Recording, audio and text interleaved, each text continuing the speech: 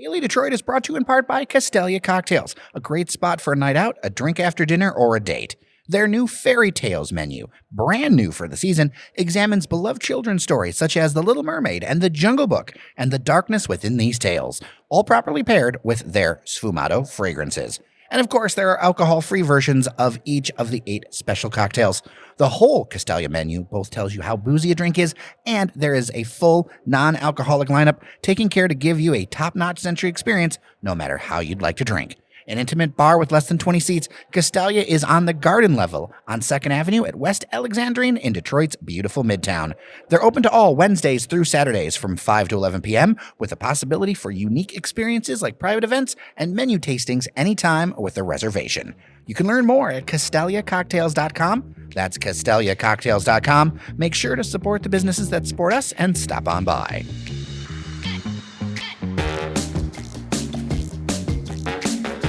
Hello, everyone, and welcome to Your Daily Detroit. It is Friday, November 17th, 2023. I am Jer Stays, and as it is Friday, across the table from me is Devon O'Reilly from an exciting location. Exciting and undisclosed. Actually, if you are a member at patreon.com/dailydetroit, you will know where we are. You will. And I want to tease something. This is not a place, this is very broad, but it's not a place where you and I have ever done this podcast before. No. So there's a little Which hint. is surprising, because I feel like we've done this podcast everywhere. Yeah, we've never done it here, and we're going to do it here a little more often. Yeah. And I'll leave it at that. How are you today? I'm doing well, depending on when you're listening. The tree is about to be lit, or the tree has been lit, and we are officially underway with Christmas season. 100%. And I feel like the holidays are in the air.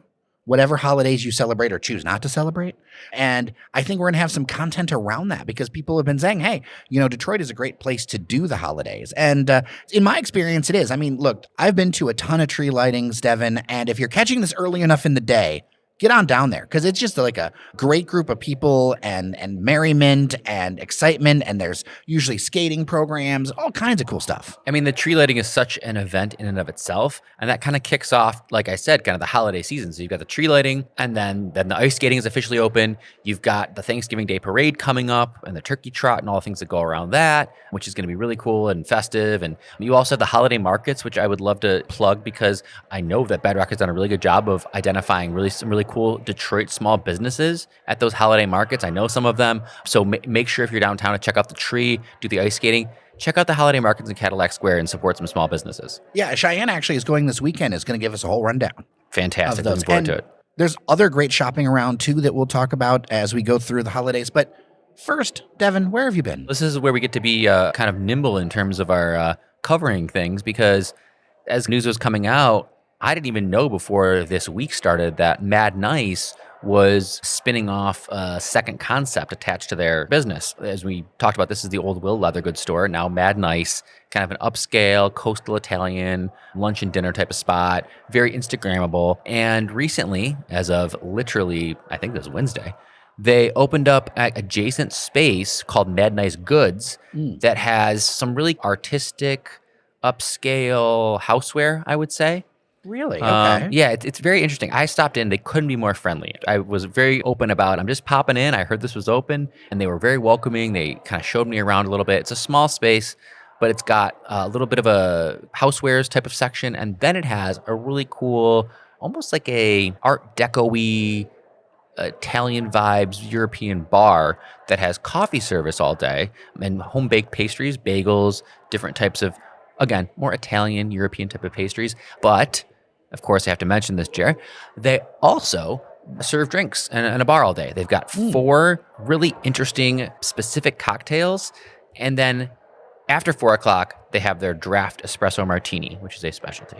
Wow. So I had the Woodward Julep, which is their take on a mint julep. It's a little bit lighter than a julep. It's almost kind of like a Is julep it crushed spritz. with Augustus Woodward's nose? I didn't see the bartender doing any of that, but it certainly he was smacking the Use gavel. yes, because he was a judge. I'm sure he was really smacking that mint leaf, and I think that I may have caught that was Augustus Woodward's gavel. Yes, but the julep was delightful. It just popped in, but it's a nice addition. Again, what do we say? I love the places that are multiple things in one, 2 things in one, or 3 things in one, and this is housewares, coffee shop, and bar. I feel like Detroit is the king of multiple places in one, at least two in one. I think about the gas stations that also have food in them. Just earlier this week, I went to the combination Plum Market Pistons merchandise store, which is something I never thought would be a combination. Yeah, I've been there. That's a really cool spot, isn't it? Yeah, it's interesting to see that.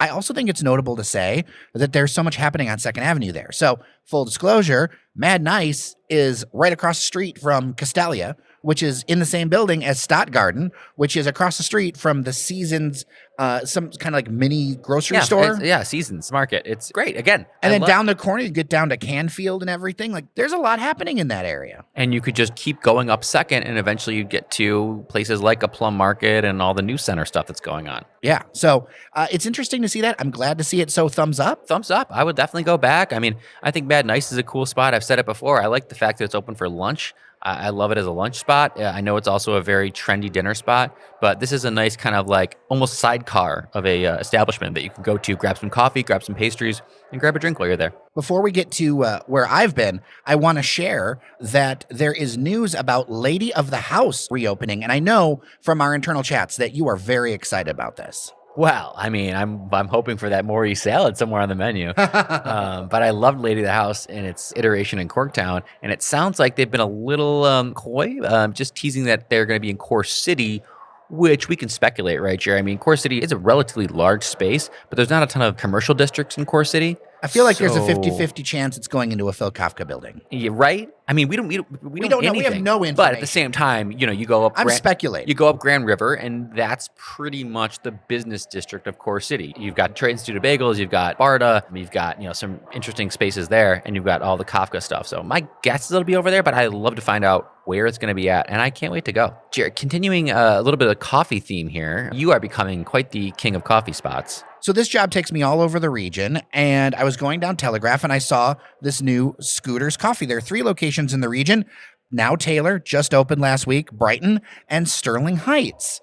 And it's drive-through only coffee. I don't know how I feel about that. I mean, is it quick? Super quick. Okay. Well, so that's the whole thing. Like, this is all about speed and in and out. And like, if you're off a Telegraph, I mean, that's just like, I look at these locations, and when you're out in the middle of Sterling Heights or something, I feel like that is the jam, right? So that's the one in Sterling Heights is on Van Dyke, which is also another massive road.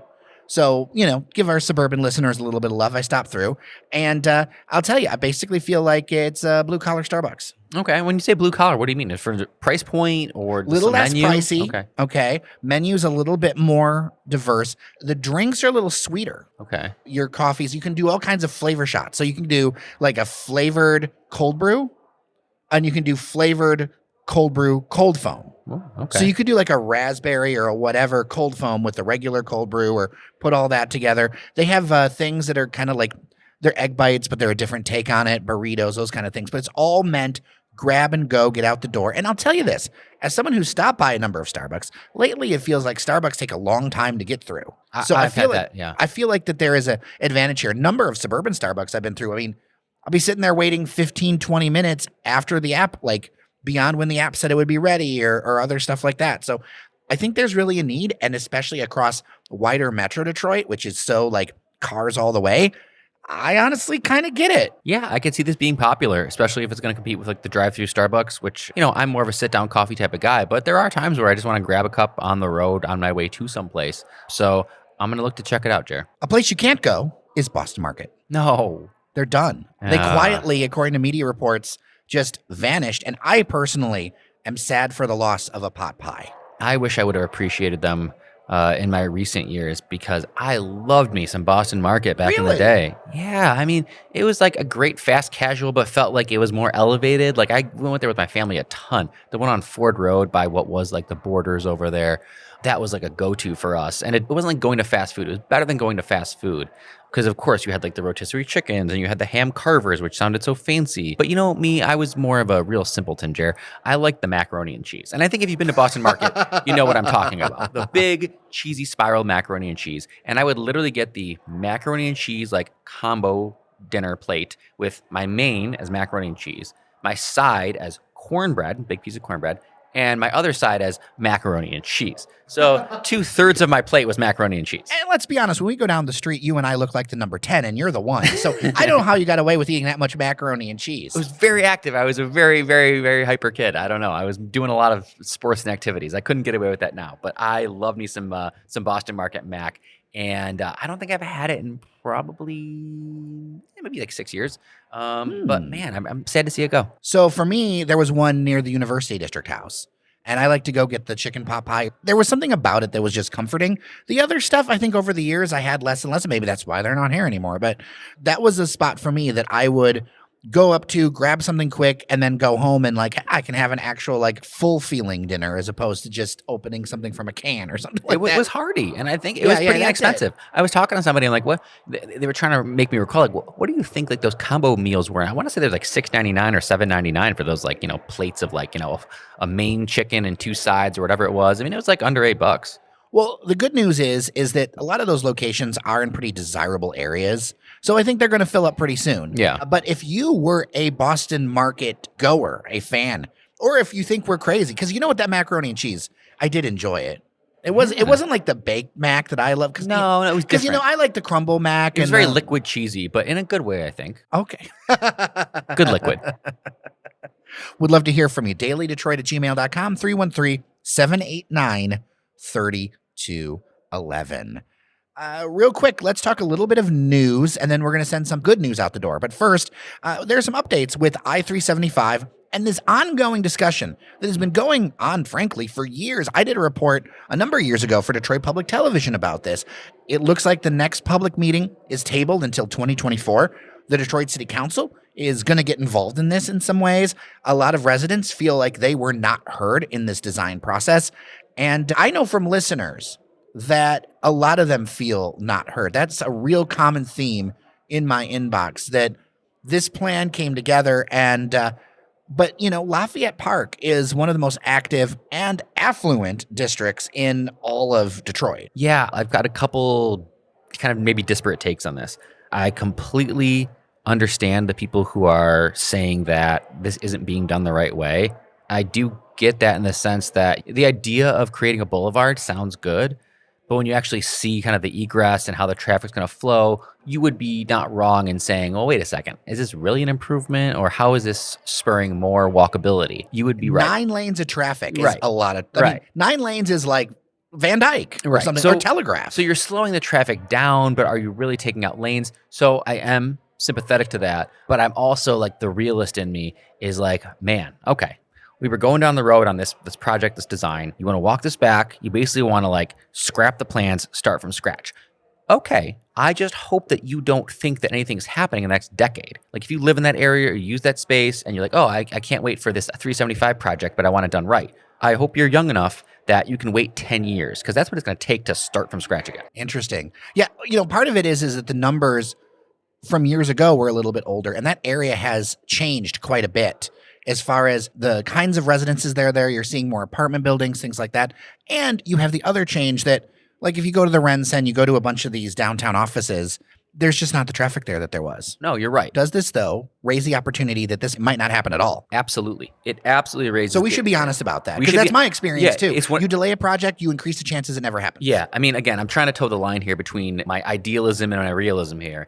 Although what I would love to see happen would be a true reimagining of 375 that included business space. That's one thing I think that people have talked about, and rightfully so, is returning some of that space to Black entrepreneurs or entrepreneurs of color, and designating some of that land that you take back with the freeway to Detroit small businesses. I would love to see that. Detroit developers. I would love to see that. I also know how government works and how And slow and plotting it is. reparations aren't allowed under the. I read so Right. since I did this reporting, the challenge about this is as it's a federal project, reparations aren't allowed. The federal government can't pay for that. Right. And that's why I intentionally did not use that word. But I do support the idea of returning some of this to the Black entrepreneurs and small businesses that it was taken away from initially. But how you do that is incredibly complicated. And so what you risk is that this does not get done at all. at all. When that infrastructure has been crumbling for years, those bridges are in horrible shape. So that's going to lead to another question of what do we do with that? How does that continue to crumble over the next few years? And again, I'm not saying that it's the wrong decision to do this, but this opens up a whole nother series of concerns. I don't know if everyone's grokked on to, you're right, I don't see this happening for a decade. That's what I want to take away from this conversation, if you're listening, is neither Jer or I are disagreeing with you. If you are saying, no, this is done the wrong way, we got to start from scratch and do this again. Jer and I are not disagreeing with you, but we're also reminding you is that you are saying, I am okay with either nothing being done or not seeing any of this for 10 years. Let's end the show with some good news. Something positive. That's right up my alley. Oh, for sure. Conde Nast Traveler has named Detroit, Michigan as one of the top places to go in 2024 in North America and the Caribbean. Well deserved. Of course I'm going to say that. Yes. Yes. There's so many places. Now, I don't normally read verbatim from these kinds of things. Okay. But I'm going to walk through this short couple of paragraph thing, and I want you to comment as I go about the things that they highlight, because to me, a lot of this is also very forward-looking in how they wrote this, especially as the draft is coming. The Motor City is making a comeback in 2024. Detroit will welcome a host of new hotels, green spaces, and cultural attractions, not to mention the NFL draft, expected to draw hundreds of thousands of visitors. The highly anticipated Ralph C. Wilson Jr. Centennial Park project, which the state likens to Chicago's Millennium Park, it's the first time I've heard that, will introduce new ways to play along Detroit's western riverfront. Walking trails, a water garden, expansive playgrounds, and sports center are among the park's many features. The goal to give more Detroiters access to the outdoors could be realized as soon as the summer of next year. I love this. I was actually, full disclosure, I was talking with somebody from Harvard Business School today, and it was kind of an informal interview, and they were asking me about what I'm kind of most excited about in the future of Detroit and our development. And unequivocally, I said our green spaces and our riverfront and how that's all going to be just shown and reimagined and lifted up in a way that never was before. I mean, we have a world-class riverfront. We are in the middle of building a world-class greenway with a Joe Louis Greenway and all the other connectors. I think that this is what's going to set us apart from even our other kind of sister cities, is the fact that we have this amazing, amazing green space, greenways, riverfront, freshwater access. And I think that makes Detroit incredibly unique, in addition to all the other cool restaurants and bars and stuff that we have going on. Stephanie Vermillion continues on to write, fresh digs like an AC hotel opening in Midtown 2024 put travelers in the heart of Detroit's developments. The century-old Bonstel Theater next door is getting its own facelift. The green-domed icon will reopen as an event and bar space alongside the hotel. Both the hotel and event space are expected to debut in time for the draft.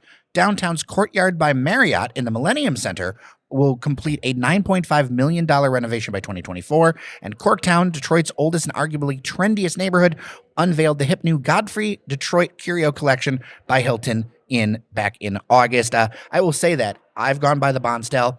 Listeners have sent me some pictures. Oh my gosh, if you have not driven by the Bonstel and seen the architectural work that they have been able to save, and I'm going to share some on Instagram. Go to historicdetroit.org. Oh my gosh. Well, it's being done by the preeminent historic preservationists in the Roxbury Group. They are known for that. The David Whitney Building, the Metropolitan Building, and now the Bonstel Theater. They are really, really good at preserving those historic bones and accentuating those historic features. You're seeing that now with the Bonstel, where they've kind of peeled back some of what's been put over the top of this. And these thank incredible goodness they put over it detail. just over the top. Yeah. Right? They didn't destroy it. Exactly. So thank God they kind of put the lipstick over it instead of trying to tear it down. And now you're getting reintroduced to some of the beautiful architecture in Detroit. And I'm really excited for that. And finally, other 2024 milestones catalyzing Detroit's rebound: the completion of the $1.5 billion Hudson site, a stylish downtown retail, residential, and dining hangout with a to-be-announced hotel, and the opening of the Ford-backed Michigan Central, a historic train depot turned innovation center featuring restaurants, retail, maker hubs, and public art. We've all been looking for it. I know that when I did that silly little Instagram with the robot, which is still going, oh my gosh, I don't know. I'm getting like, I don't understand why, but it is. Anyway, everyone's asking when it's going to happen. It being done in 2024, that's exciting. It is. And we've been talking about this for so long, and I can't wait to talk about it in a real fashion when it's right in front of us. And that's going to be incredibly transformative. So much more to come on that.